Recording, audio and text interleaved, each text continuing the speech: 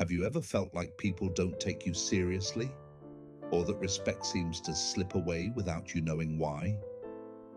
The truth is, respect isn't demanded. It's earned through daily actions and habits. And unfortunately, some behaviors, often unnoticed, can instantly destroy the way others see you. The Stoics believed that character is destiny, and as Marcus Aurelius said, waste no more time arguing about what a good man should be. Be one. In this video, we'll uncover 6 hidden habits that silently kill respect and how to replace them with powerful Stoic-driven principles. Ready to transform your reputation? Let's begin. Gossiping, the silent killer of respect. Gossip may seem like harmless small talk, a way to connect with others, or even just entertainment. But beneath its surface, it's one of the fastest ways to lose respect, both from those you talk about and from those who listen. The moment you gossip about someone behind their back, you send an unspoken message. I cannot be trusted. Even those who laugh along will wonder, if they speak this way about others, what do they say about me?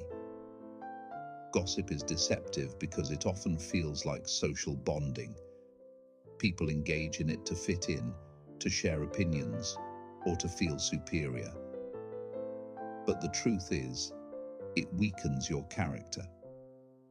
Stoic philosophy warns against wasting time on things outside our control, and discussing someone else's flaws is the ultimate distraction from self-improvement. Seneca once said, "It is a rough road that leads to the heights of greatness." And gossip, it's the easy road leading nowhere worth going. Think about it. When was the last time you truly respected someone who constantly gossiped? Over time, people who indulge in gossip find their relationships becoming superficial. Friends hesitate to confide in them. Colleagues keep their distance. Doors of opportunity close because no one trusts a person who cannot guard their words. And in today's world, where everything can be recorded, shared, and magnified, a single careless remark can have consequences far beyond what you intended. So, how do you stop? It starts with awareness. The next time gossip arises, take control. Redirect the conversation, or simply say, I'd rather not talk about them when they're not here. People will notice. They may not say it aloud, but their respect for you will grow. A person who refuses to gossip becomes someone others trust, admire, and seek, not for drama, but for wisdom. The question is simple. Do you want to be the person others respect for their integrity, or the one they avoid for fear of being your next topic? The choice is yours, and it shapes your character more than you realize. Being passive-aggressive, the silent destroyer of respect. Passive-aggressive behavior is one of the most damaging habits a person can develop, yet many don't even realize they're doing it. It disguises itself as politeness, but is laced with resentment.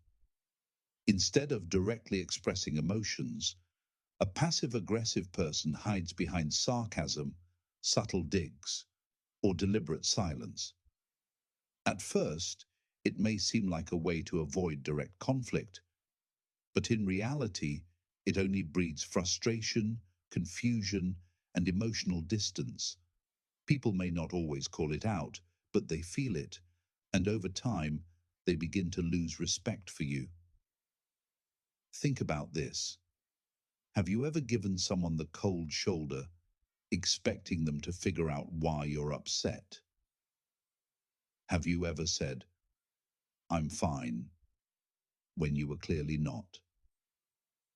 These small acts may feel justified in the moment, but they create a toxic atmosphere in relationships, whether at work, in friendships, or with family.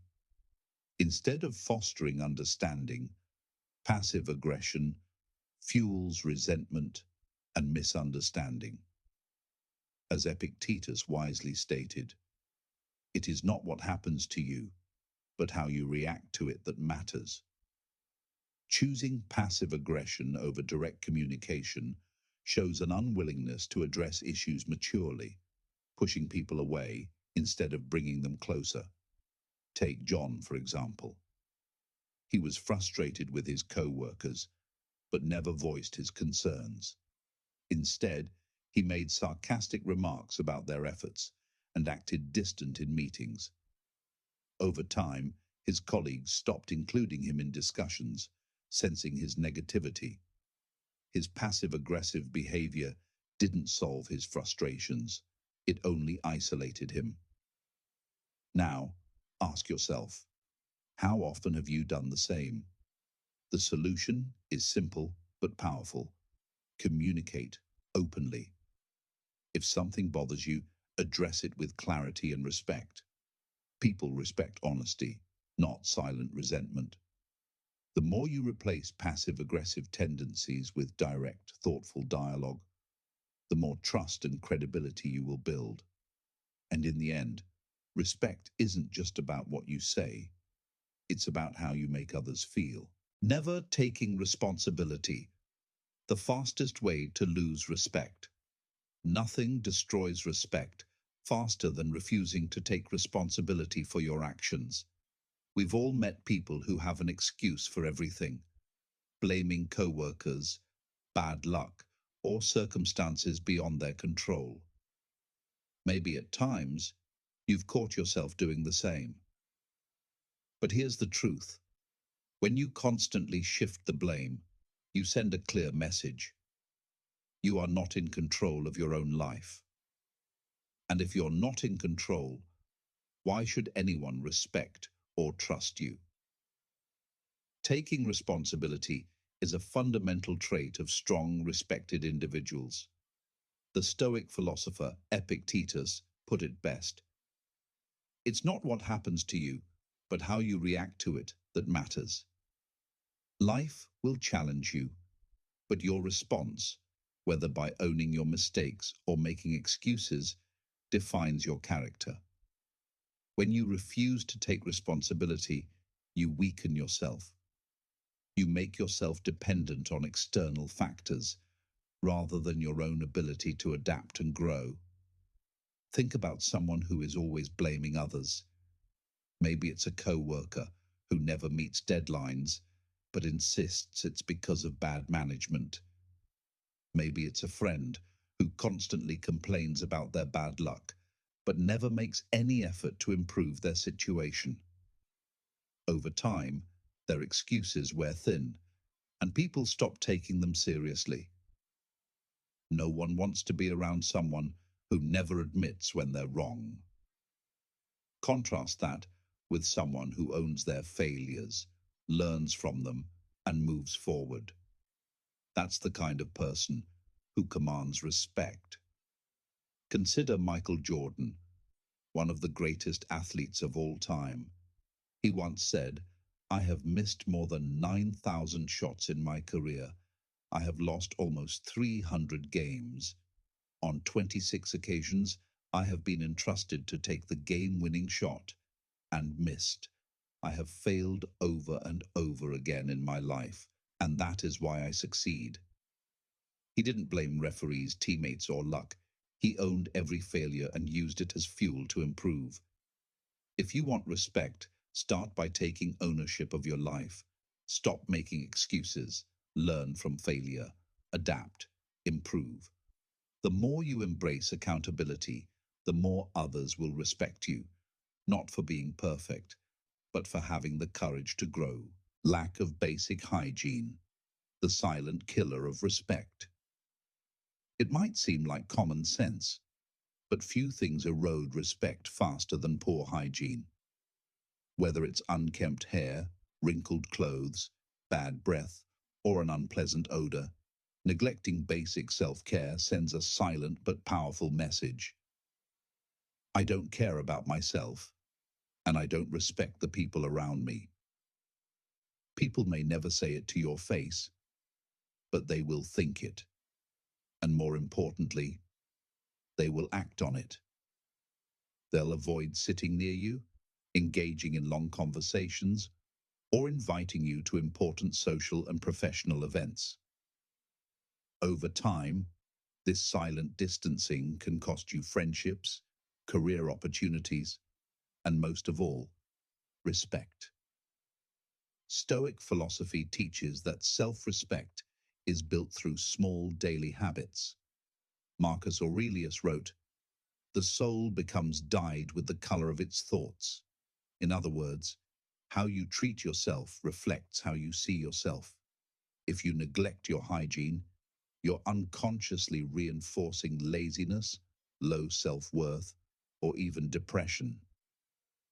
On the other hand, maintaining personal care is an act of discipline, one of the simplest yet most powerful ways to show that you take yourself seriously. Think about the last time you met someone who looked disheveled, their shirt wrinkled, their breath unpleasant. Did you instinctively respect them? Probably not. Now, think of someone who always presents themselves well, clean, well-groomed, smelling fresh. Without even trying, they command more attention and respect. It's not about vanity, it's about effort. If you can't take 5 minutes to groom yourself, how can others trust you to handle greater responsibilities? Consider successful leaders, athletes, or public figures. They all take hygiene seriously, not because they are obsessed with looks, but because they understand that first impressions matter. A CEO who walks into a meeting looking unkempt will struggle to gain trust, no matter how intelligent or capable they are.